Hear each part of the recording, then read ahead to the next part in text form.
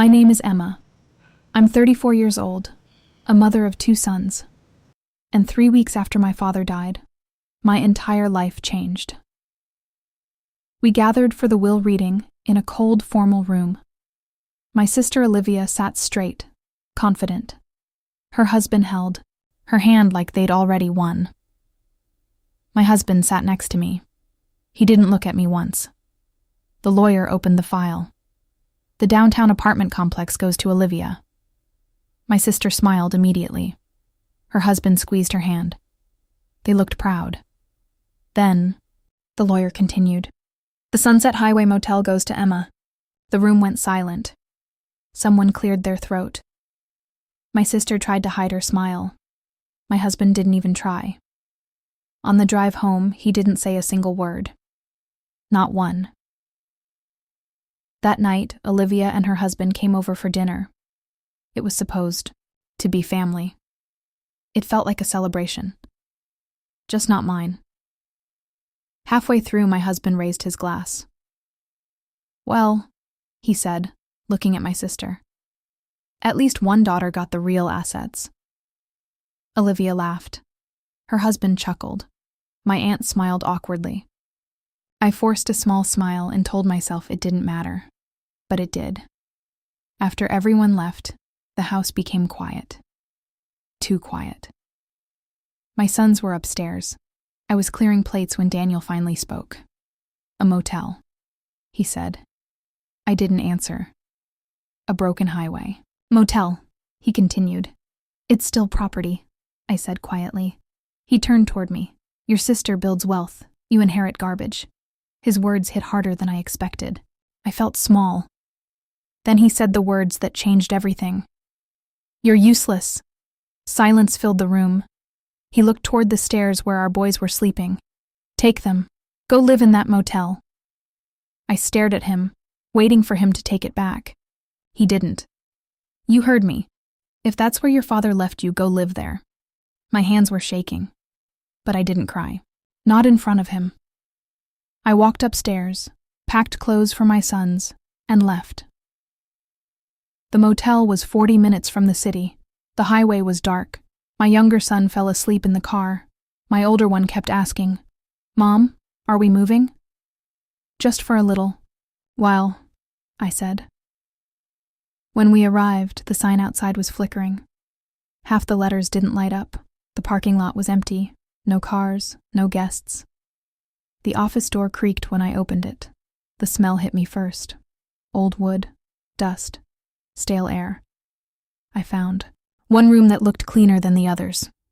I wiped the beds with tissues, spread our jackets on top of the sheets.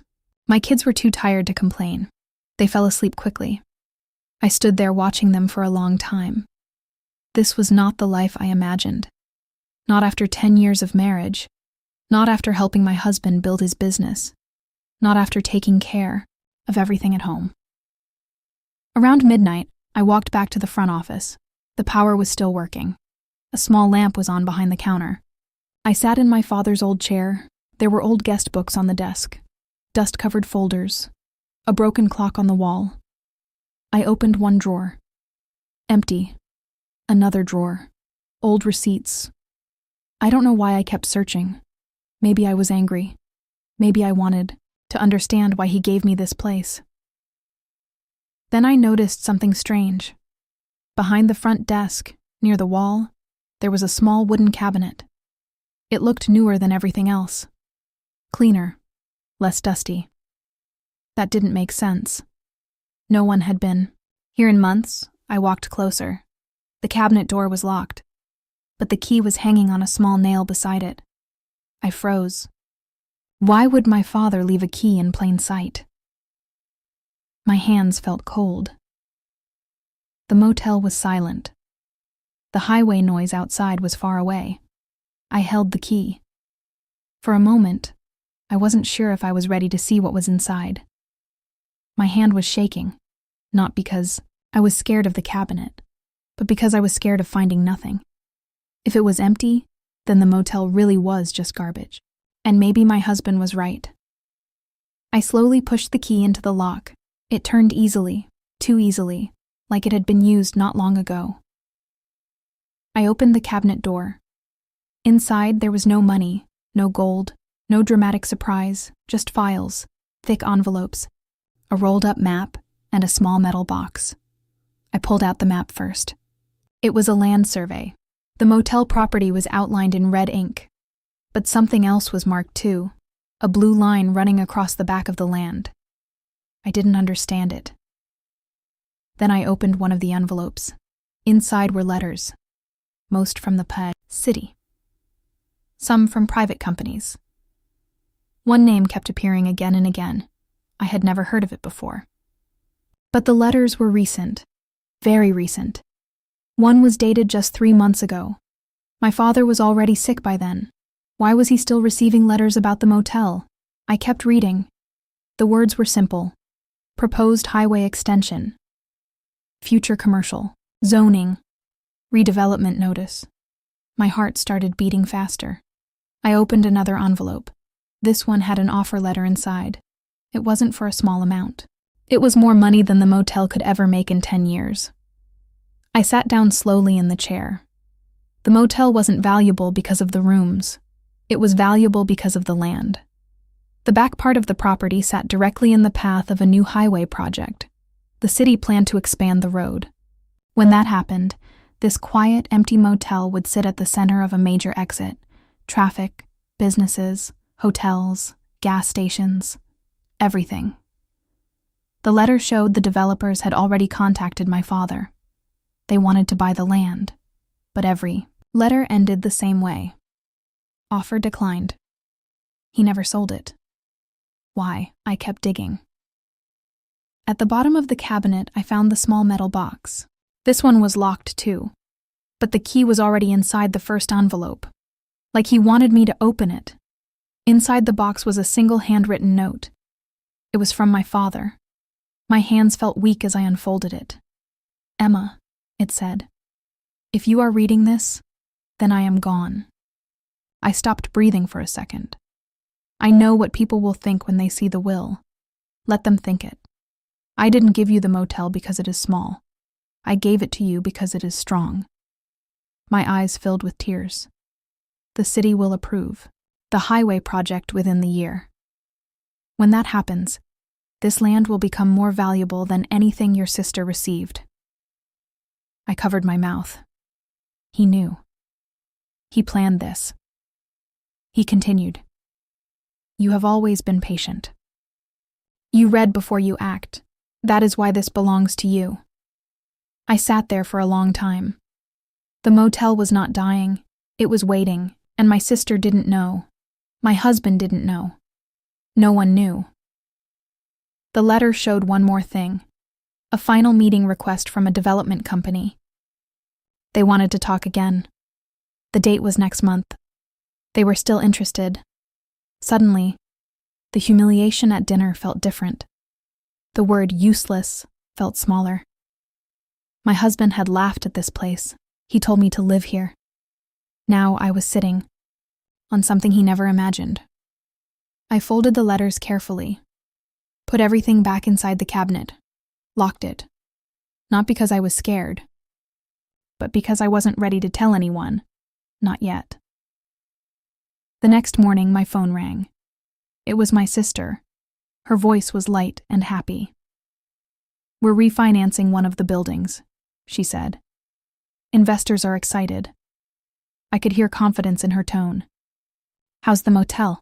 She asked. I looked around the dusty office.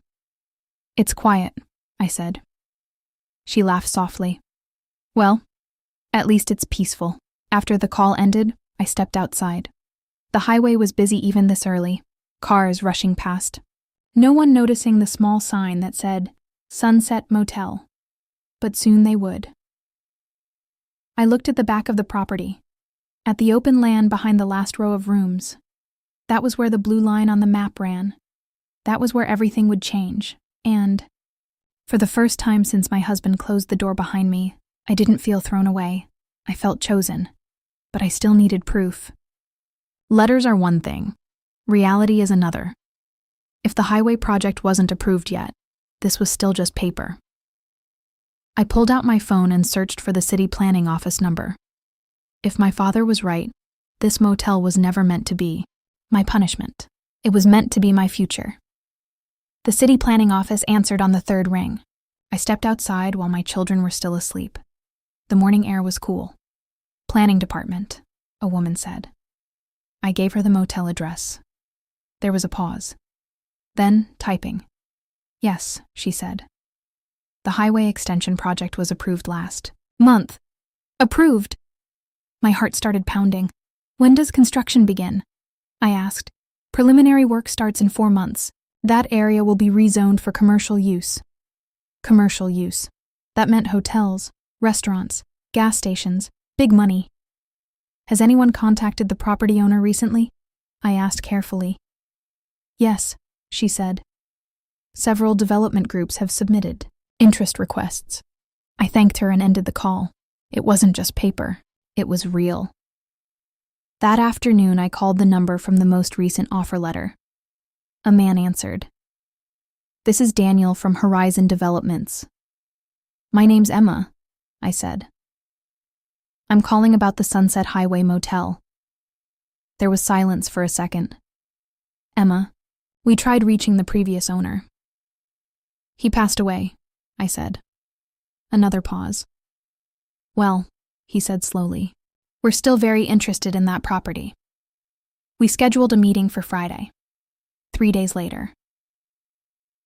On Thursday evening, my husband called. I hadn't spoken to him since that night. His voice sounded calmer now. "Have you come to your senses?" he asked. "I'm fine," I said. "Emma, you don't have income. You can't stay there forever." I looked at my kids playing outside near the empty parking lot. "I won't need to." He sighed. "Your sister is closing a big investment deal this week. You should see what success looks like." "Maybe I will," I said, quietly. Friday morning, Daniel arrived with 2 other people. They didn't laugh at the motel. They didn't look disgusted. They looked interested. Very interested. We walked the property together.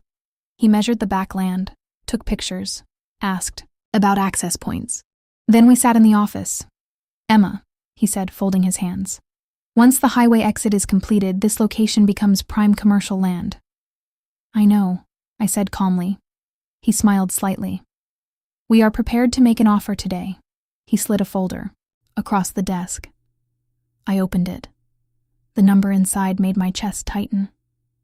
It was more money than my husband had ever earned in his entire life. More than my sister's yearly rental income, and this was just the first offer. "I'll need 48 hours," I said. "Of course," he replied. As they left, my phone buzzed. A family group message. My sister had sent a photo. She was at a restaurant with investors. My husband was there too. The caption said, "Celebrating real assets." I stared at it for a moment. Then I typed one message. "Let's have dinner Sunday." My treat. Sunday night. Same restaurant. Same table. My sister looked confident. My husband barely looked at me. "Settling into motel life?" my sister asked with a smile. "It's peaceful," I said. My husband leaned back. "Ready to admit you made a mistake?" he asked quietly. I placed a folder on the table. "Not really," my sister frowned. "What's that?" "An offer," I said. "For what?" my husband asked. "For the motel," he laughed. "Who would pay real money for that place?" I slid the papers toward them. My sister's smile slowly disappeared. My husband stopped breathing for a second. He read the number twice. This isn't real," he said. "It is," I replied calmly. "And that's just the first offer." Silence covered the table. My sister whispered, "That's more than my buildings are worth." "Yes," I said softly. My husband looked at me differently now. Not with anger, not with pity, but with shock. "You knew?" he asked. "My father knew," I said. "And he left it to me." The waiter came to the table. "Is everything okay?" he asked. Yes, I said, closing the folder. Everything is finally okay. 2 months later, I signed the final deal. I didn't sell all of it. I kept a share in the development. The money secured my children's future. I filed for divorce the same week. This time, he didn't call me useless. He didn't laugh. He just asked if we could talk. But I had already heard everything I needed to hear that night. He told me to leave. My sister tried to act supportive, but something had changed. She stopped calling it just a motel. Today, when I drive past the construction site, I see cranes, steel frames rising, traffic building. The old motel sign is gone. But the land is still mine. My father didn't give me the smallest asset. He gave me the strongest one. And the night my husband told me to go live in that motel, he thought he was throwing me away. He didn't realize he was sending me straight to my future.